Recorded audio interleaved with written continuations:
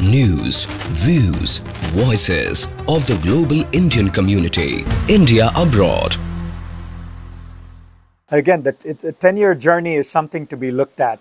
And when the PM came on board, you can see where the economy was to where the economy is now. You'll see a leap in GDP growth, leap in income, and so on and so forth. And the same thing can be said of the relationship between India and US.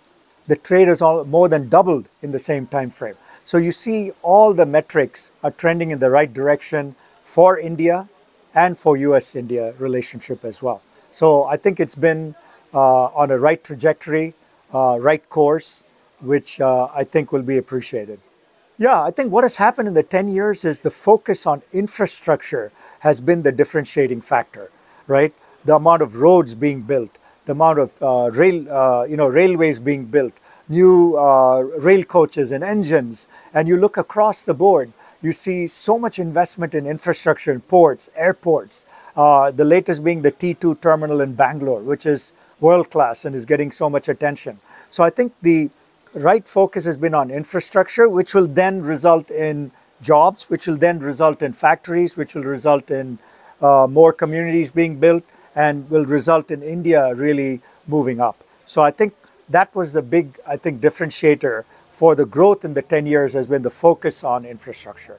So of course the PM first came to Madison Square Garden where we were involved with that event, as well as San Jose as well. But you can see the maturation of both the Prime Minister's thinking, the vision over the 10 years. You know, it's increased and improved in so many ways. And I think with President Biden coming on board and the bilateral becoming so important, almost every 2-3 months there's a minister from India coming here, or there's a cabinet secretary from here going to India. It's just happening so often, right? It's almost like there's a direct flight literally from every city in the US to India and back, right? And that's actually a reality. Like we are here in San Francisco, there are 17 direct flights a week to India now. And when the PM came here to San Jose, that's when he announced the first flight to Delhi. And it was like, I think 3 days a week. Now, right? Now it's 17 flights a week just from here.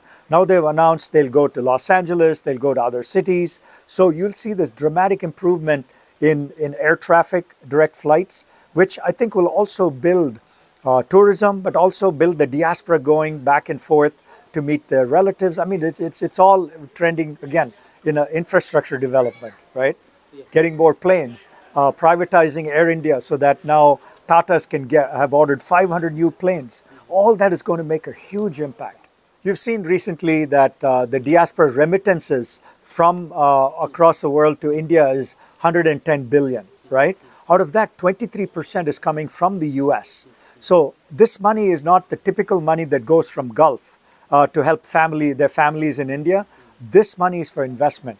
People are buying apartments. People are buying into stocks and shares. People are investing in companies in India. So this is a different kind of remittance, not the traditional feed my family remittance, but invest in India remittance. Absolutely. And here again, the US-India relationship plays a role. In fact, recently, Indiaspora had a mentoring program for all these startups that built companies in India, but now want to move to the US to service their customers. So we now have mentoring programs to help these young entrepreneurs who've come from India to sell to their products to companies in the US to help them. So we are doing that as well. So all this is a two-way connection that's helping both money from US going into startups in India creating products for the US. I think, the proof is in the pudding, right? I think the Prime Minister has shown making the right investments makes a difference. Reforming things like GST has made a difference. So I think from outside of India, we see that there are steps being taken to reform India's rules and regulations in so many areas. And so that gives us a lot more hope looking at the next step for India. Absolutely. The US Indians, the diaspora gave a lot of recommendations to the government. Some of those recommendations have been taken into account. Some still need to be done in terms of the angel tax and things like that that can be onerous on investors and on the companies themselves. So more needs to be done. Obviously, there are a lot more reforms to be done in India, and I think that will happen in due course.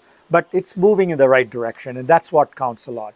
Yeah, if the PM is elected, I'm sure he has a lot in mind, but I think strengthening the diaspora relationship with many more countries. The US-India is a good one. We see now US-Australia is a great relationship. India and Australia is a great relationship. India and UAE is a good one. And so targeting all the rich diaspora countries for similar relationships. Still, UK has to happen.